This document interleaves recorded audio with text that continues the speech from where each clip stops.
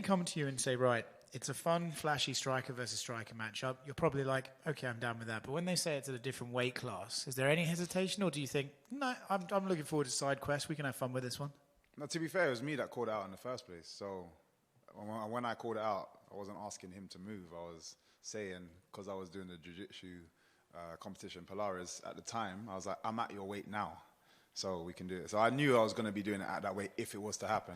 So yeah, there was never going to be an issue for me. Nice.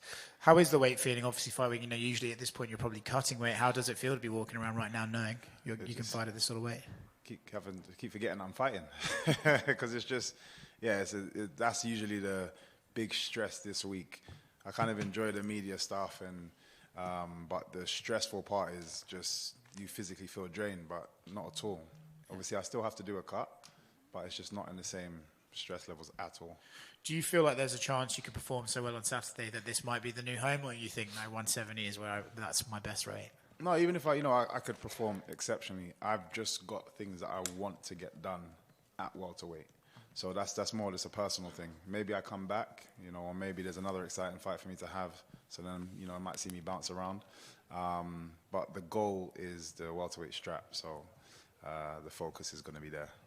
Let's talk about his style versus your style, right? He has a flashy knockout highlight reel and all that sort of stuff, but I would argue that his is still a bit more traditional MMA style than yours is. Do you look at him in the same way and think he thinks he's flashy until we're both in there, and then he's going to realize there are levels to unique striking ability?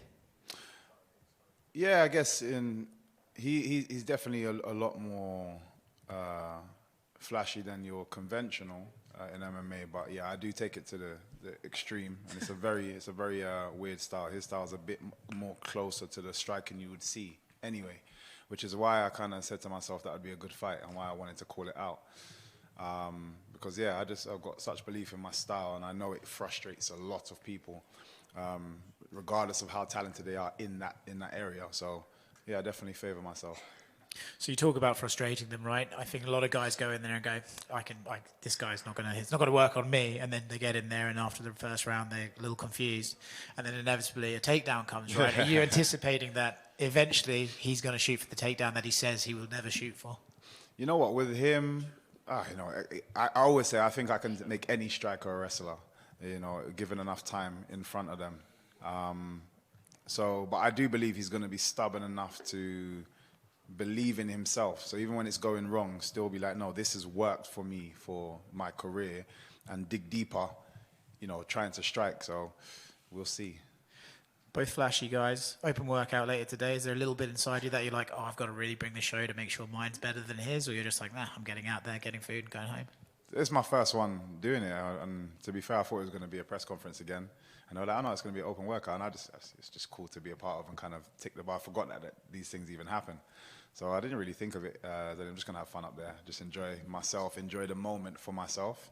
The most important thing is the fight. It doesn't really matter what I do on the stage. Nice. And last one for me. Look, I know you said you had goals at 170. I don't know if you want to share them, but if you can share a few of those plans in your future at that weight. Yeah, to be fair, I just feel like the welterweight division at the moment, it's a bit broken in terms of all the guys that you would normally, you'd put your money on to win, and a lot of them are losing. There's a shift going on in that division, and I don't feel like the belt is secured in anybody's hands, which is a great time to attack for the belt. So that's my goal. Whatever steps on whoever that means that I need to fight to get there, that's what I'm going to do. Michael, hello. Майкл, тебя по праву считают одним из самых креативных бойцов планеты.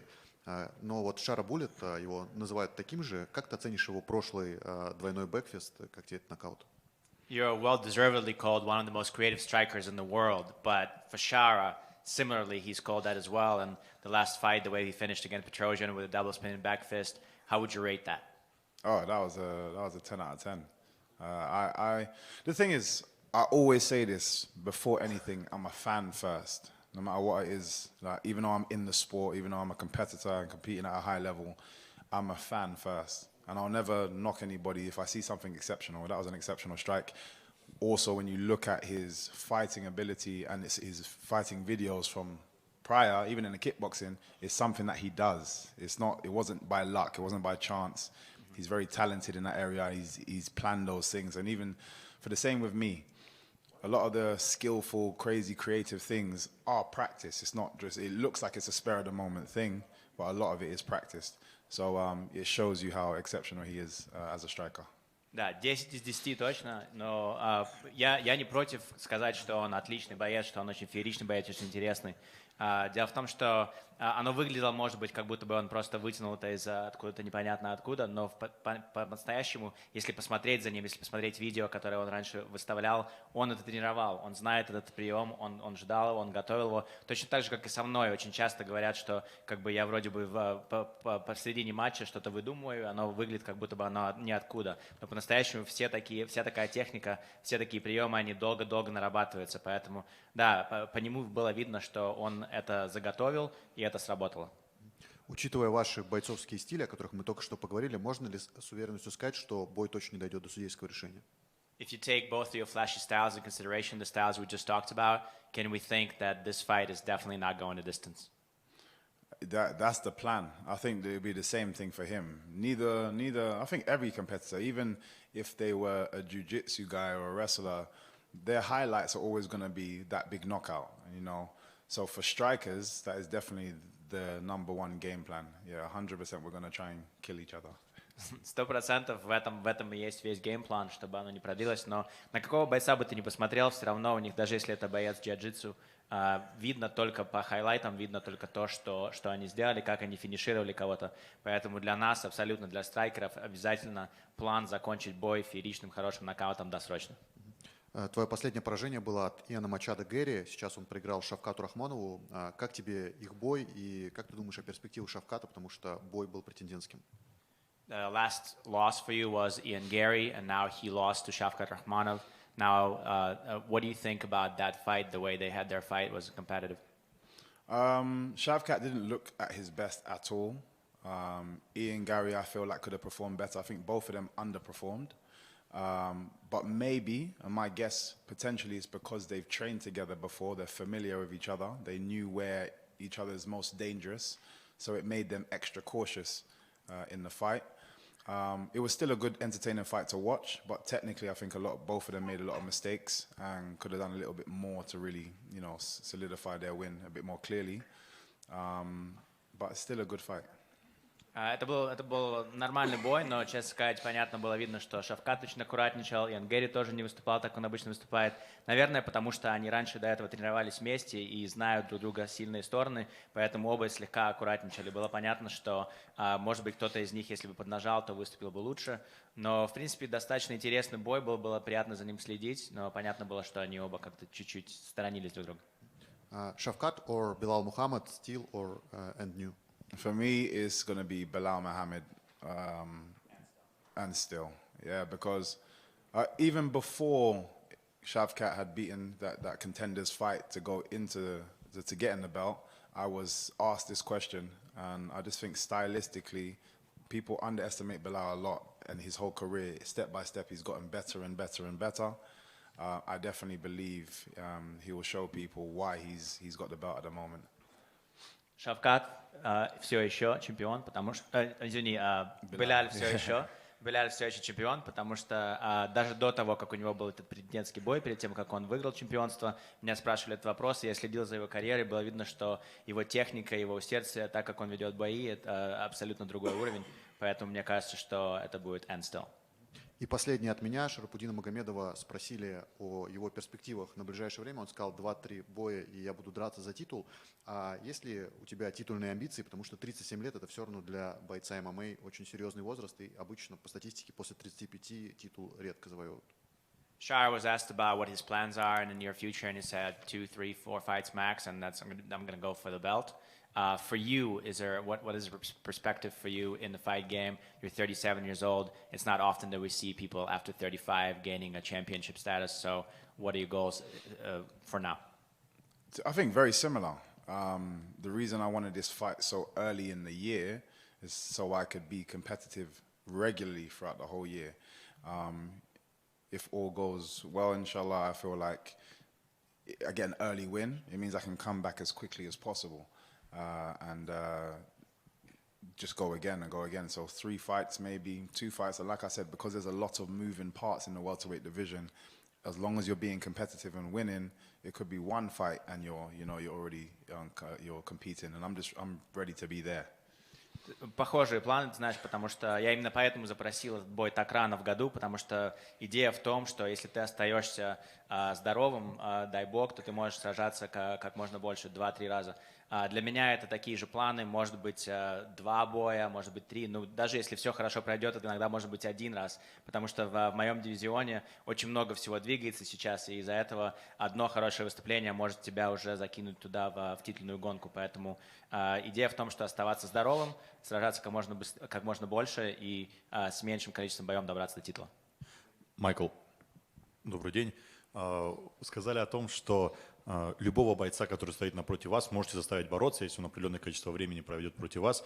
А не кажется ли, что если Шара полезет бороться, намного больше проблем может быть? Потому что, ну, как ни крути, он все равно с Дагестана, несмотря на то, что у него там техника, там тайский бокс и так далее, все равно он с Дагестана, он имеет представление о борьбе, и так или иначе, возможно, там, в каких-то тренировках он все равно там какое-то внимание уделяет. Спасибо. You said that any fighter standing in front of you eventually becomes a wrestler, right? You said you can pretty much make anybody wrestle.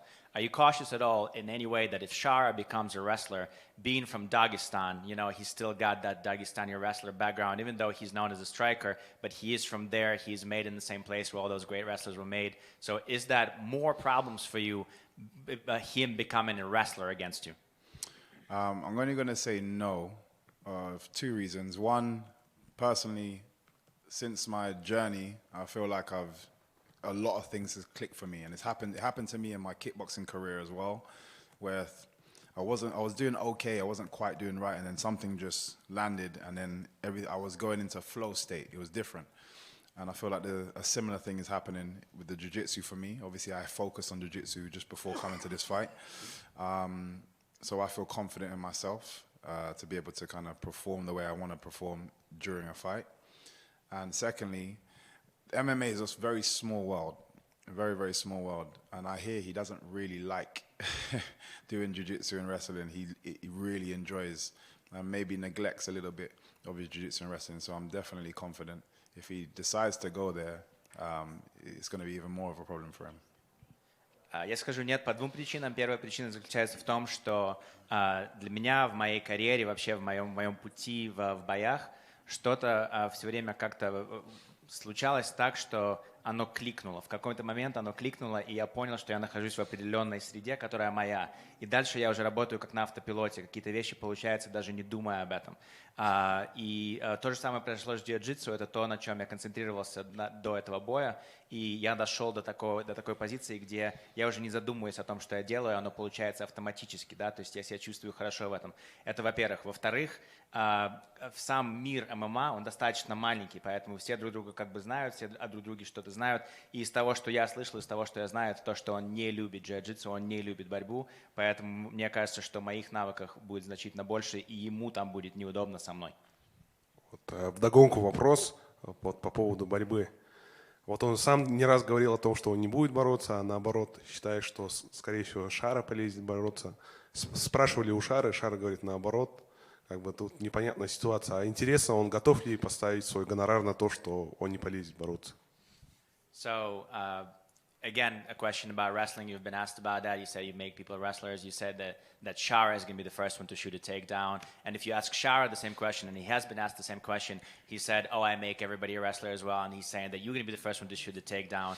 So the question is, are you willing to bet your entire purse on the fact that you will not shoot a takedown first?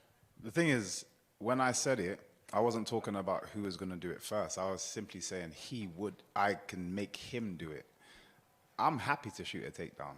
This is an MMA game, so I'm happy to do it. And I've been working on, that area, but I just don't feel I'll need to. There's a difference. I may get to a point where I feel like, it might be worth draining them out on the floor a little bit, landing some shots, elbows on the floor. So I may do that. But I don't think I'm going to need to. Whereas I think if he shoots a takedown, it'd be for completely different reasons. If I do it, it's just part of my game plan. If he does it, he's in danger. So that's the difference. Вопрос не в том, кто из нас первый попробует другого перевести. Вопрос в том, что кто превратится в рестлера и почему, да, то есть я, может быть, даже и не против быть первым, кто его переведет, после этого, может быть, нанесет какой-то урон, может быть, его каким-то образом попытается, чтобы он утомился чуть-чуть, а после этого опять встать на ноги и закончить его, да, то есть у меня это часть геймплана, а про него я говорил, что ему придется это делать для того, чтобы спасаться. Вот в этом разница, в том, что я могу любого заставить это делать для того, чтобы каким-то образом улучшить для себя бой. Для меня это не нужно, это не важно. Я могу это сделать просто для того, чтобы в свою сторону геймплана повести курс боя. Michael. Hey, Michael. Hi. Sorry. How are you? How you doing? Tarek from Stars Play. Couple of questions for you. First of all, we believe congratulations are in order. Recently married man. Yes, yes, yes. Mabruk, My wife mabruk. over there as well. Alf Mabruk. Kind of an important question. You see, generally speaking, with the Dagestani/Russian fighters that we get here, it is kind of a home crowd for them. How have you found the reception being, I don't want to say enemy territory because everyone's always welcome in the Middle East, but how have you felt that reception, knowing that it's going to be a Shara-heavy crowd? To be fair, I think, I've been in the game a long time. I get a lot of respect for just what I've done in the game, and it shows when I've come here. I haven't had a chance to really meet the fans over here. I guess maybe when we do the open workout and face off, and then we get to the actual fight day, I might get a sense of what it's like. But for me, I've been in enemy territory many times, and what I like to do when in that scenario is change everybody's opinion, because I've walked into crowds of booing before and left with crowds of cheers, so that never phases me. One more for me, Michael. You're likely to go through, or have to go through, Leon Edwards to get to Bilal. How do you feel about having to face off another British fighter in the cage? Well, this is another one that I've been calling out. So, a fight that I said, had Ian Gary fight gone my way, had he kept his belt, I felt it would have been a great fight for us to have in the UK for the belt. It may not be for the belt this time, but I still think it's going to be a great fight to be had in the UK. I'd only accept that fight in the UK. I think it'll be a travesty to take it away from our UK crowd. But yeah, it's definitely a fight I look forward to. Last one from me, Michael. What's the chances you end up on an unnamed reality TV show? Given what's gone on in your personal life recently.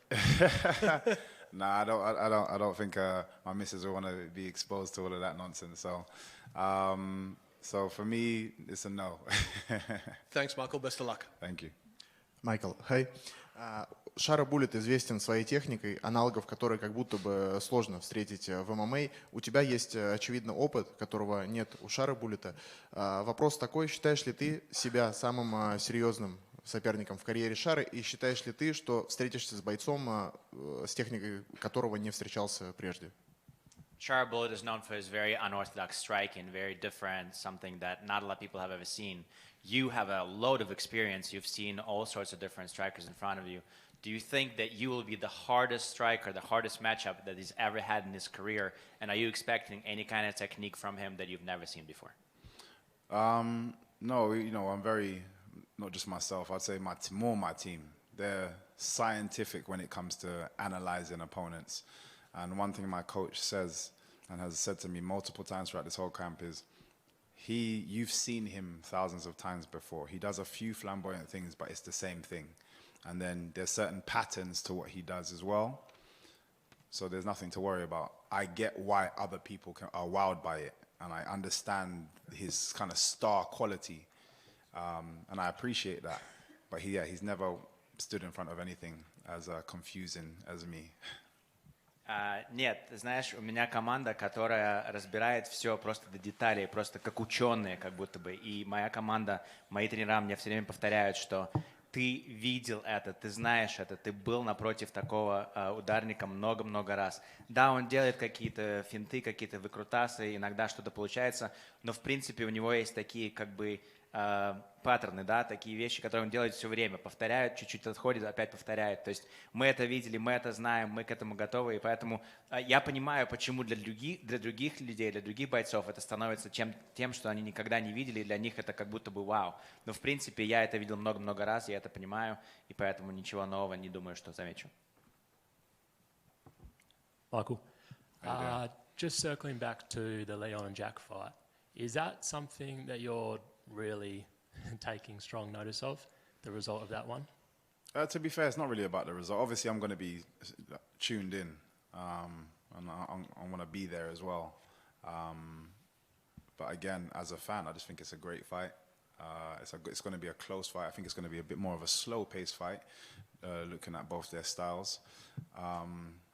But yeah, it's whoever makes it through to the next round, so to speak, is the person I'll probably pay a little bit more attention to. And then unless I'm paired with the other person, then I'll pay a bit more attention to that person. But for me, I'm just, as a fan, just enjoying it. Okay. And from an Australian perspective, what are your thoughts on Jack in the division? Oh, he's great. Like I literally, his style is, he's hard to pin down. He's so scrambly. He's got very disciplined striking. He's the kind of person that would take a lot of work to frustrate because he's very composed, doesn't waste too much. And yeah, it's just a good fighter. And you saw how he kind of got up and in on Kevin Holland. Is that something that if you came up against him that you'd really need to kind of take into consideration when you fight someone like Jack? Again, it's just different styles. It's very, I'd say, just because of how we fight, it'd be slightly easier for him to get close to Kevin, and it'd be a lot more difficult for him to do exactly the same thing to me. But yeah, would we have to game plan the hell out of our camp? Yeah, 100%. That's right. Майкл, hello. В главном бою также в среднем весе будет биться Адесanya против Имавова, возможно, твои потенциально будущие оппоненты. Как бы ты оценил их шансы в противостоянии друг с другом? In the main event, there's going to be Adesanya versus Imavov. Potentially, if you stay in middleweight or come back to middleweight, they'll be your future opponents. How would you rate their chances against one another? So again, for me, I'd only really do super fights middleweight because unless my focus changes at welterweight, but my focus is welterweight. So if there is an exciting fight like a Shara Bullet fight, then yeah, I may fight. But for now, let's just see this as a one-off.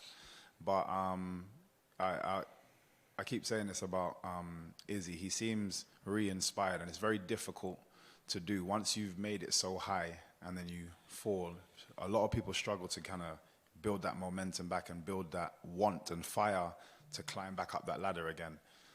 But speaking to him, speaking to the team, he's been changing a few things around and adjusting his training quite dramatically, actually, which shows motivation. A lot of times, you get to a certain point, you're like, I'm just going to keep doing the same thing again and, hope for the best. But it shows how motivated he is in wanting to adjust things. So, I'd never put my money against Izzy. That's my boy.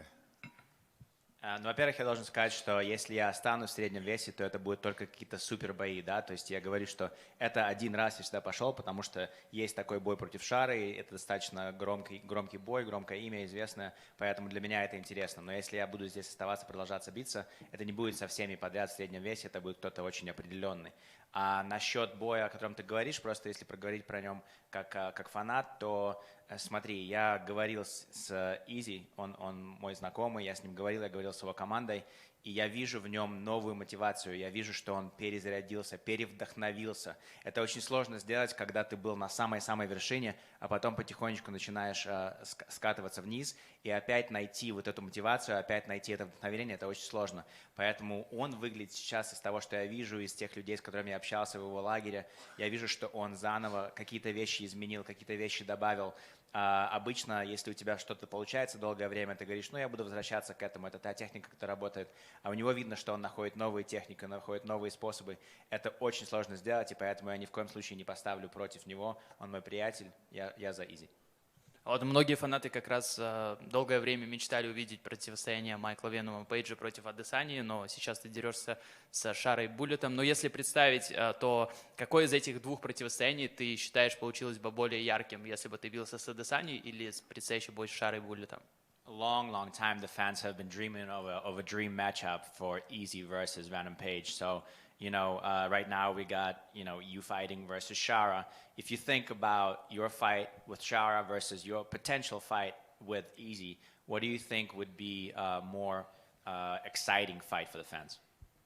I guess me and Izzy would be, in terms of names and the kind of brand that we've built for ourselves, that would be the most exciting fight.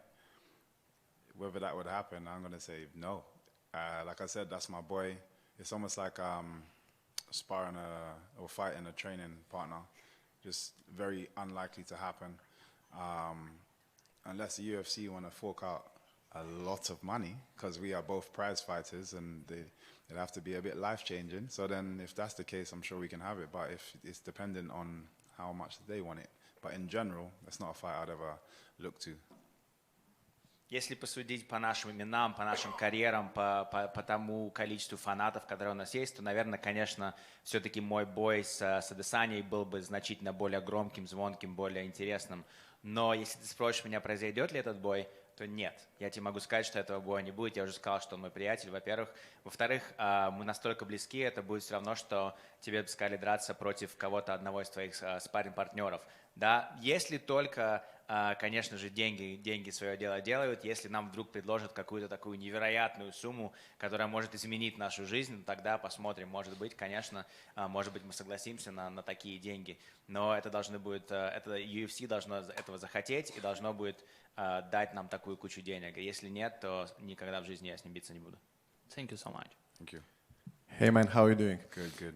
Listen, Shara has the very unique fighting style like you, and the question is, how hard was to find the sparring partners for this fight?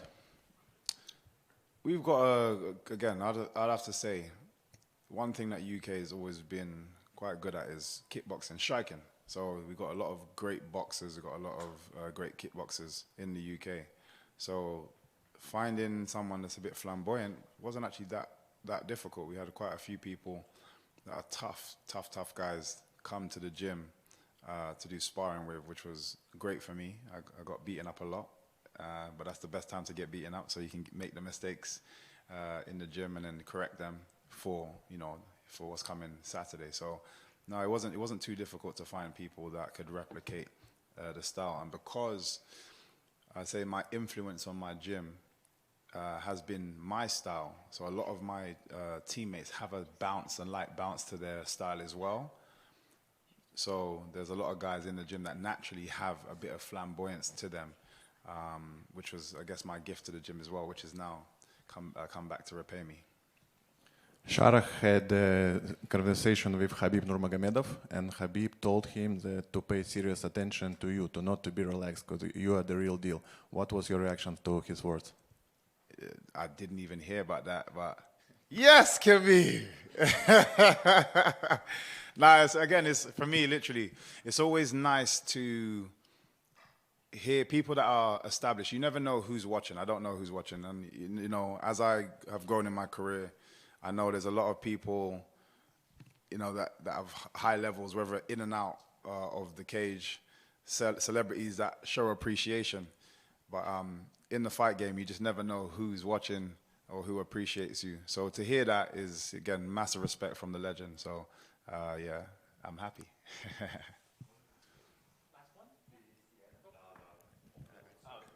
They're asking for a translation. Он говорит, что да, Кhabib, спасибо за это. Ты никогда не знаешь, кто смотрит, кто слушает это. И получить такую похвалу от такой легенды, как Кhabib Нурмагомедов, это очень многое значит, потому что, в принципе, бывает такое, что написывают какие-то известные люди, селебрити и так далее, но кто смотрит это внутри игры, и те люди, которые заслуженные, и те люди, от которых ты хочешь слушать эту похвалу, ты никогда не знаешь, кто это. И то, что прилетает вот такие вот комментарии от такой легенды, как Khabib, это очень много знает, стоит. As we all are big MMA fans, and could we expect the real Mortal Kombat fights? Like, I'm hoping for the real Mortal Kombat fight, and as long as I end up with the finishing move, it's perfect. And the last one from me, please. Normally, as we know, the pirates stealing something from the other people. The plan is to steal something from the pirate?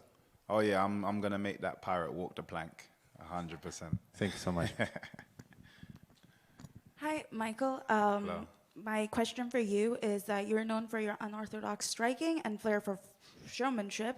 If you had to choreograph a fight scene for a blockbuster action movie, who would you want to choreograph, like the actor?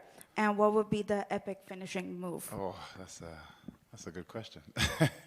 Yeah, Keanu Reeves, he's definitely a person I'd have in there. But I have to bring back some of the old school guys like the Jackie Chans, the Jet Lis, the Donnie Yens. These are guys that I grew up on, kung fu movies that I've grown up on, and I could still to this day watch all of their movies and just be stuck to the screen the whole way through. So it'd have to be those guys, and I'd have to let someone like Sammo Hung do the choreography, and I'm sure it'd be amazing.